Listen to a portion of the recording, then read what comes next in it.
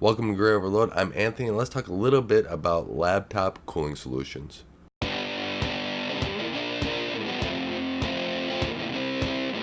So there's been a lot of talk about laptops and their cooling solutions here in the past week, specifically with CPU throttling.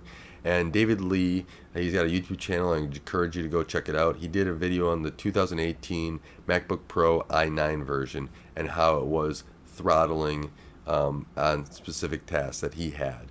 And many other people then went out and started commenting on this. But I'm not going to really focus on the Apple side of it, because when you start getting into thin lights, this just becomes an issue. Apple was just the latest one caught up into it, because they had a very thin solution, and the cooling solution was just what they had, not something designed to cool the i9 processor in there.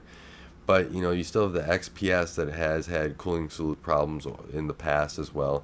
All these thin and lights that use these more beefy processors, especially now with the new 6 cores out, are going to have some sort of throttling issue. The cooling solutions were not designed for that, and even if they are, they're still a very thin form factor that you're trying to get a lot of air through to get them cool. There's a reason why the gaming laptops look like bricks, right? They are designed to try to get as much dissipation and heat out of there as possible. Their cooling solutions are more designed for long staying hard workloads being thrown at them.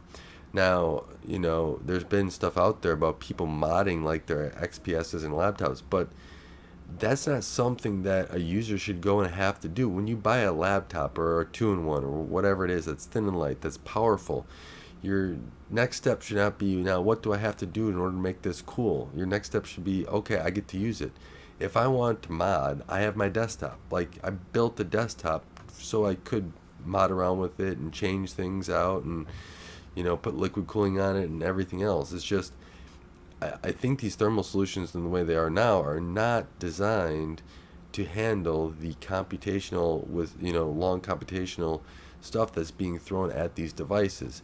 Granted, they look great. These devices look amazing, but at a certain point too, we also need functionality. Now, maybe we have to go back, and these manufacturers have to go back to the drawing board and redesign a cooling solution that's more adequate, and that may solve this. I don't know if that's the case right now. I haven't been looking at or designing any laptop cooling solutions here in the recent time at all, so I would have to defer to somebody that has been doing that. But from my aspect of this, of being working on computers for many years and being in the computer industry, is that there has to be a change someplace that can better address getting a maybe a more mediocre, maybe a slightly thicker design, great cooling solution, and still have the withstanding power for people that want to have a portable device, but then also compress video or build code or do some high computational tasks that take a long period of time, that are going to max out the thermal solution, but the thermal solution is going to be able to carry it, and dissipate that heat in order to keep peaks a little bit higher.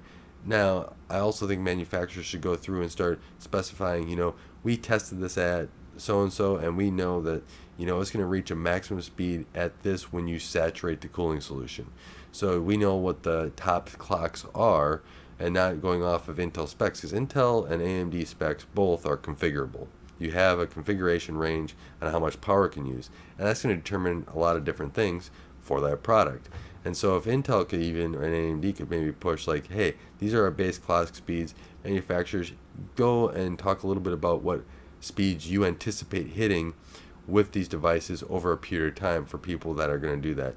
Then that way, for enthusiasts and everyone else that's going to use those for a device that's going to be, video editing, computational heavy task, we know that if it's a light device and spurts, they could even say light use, you should be seeing these speeds hit.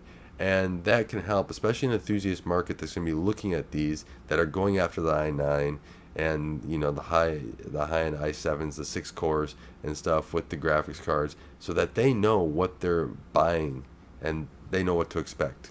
Because then it prevents them without having to do a whole bunch of tests and wondering what might be wrong, or if there is something wrong. So that's a little bit of my take on this cooling solution in thin laptops here. Let me know what your thoughts are, because Apple was only the latest one caught up into this, but everyone that's creating a very thin laptop, especially with the i9 6 cores, are running into these issues. And so let me know what your thoughts are, maybe your ideas on what manufacturers should do. And I'm hopefully manufacturing, maybe an Intel and AMD, can address this a little bit more readily for those power users that are buying these products. So I want to thank you for watching. Thank you for helping grow this channel and making it expand. I'm really appreciative of that. Thank you very much. And until next time, don't forget to like and subscribe.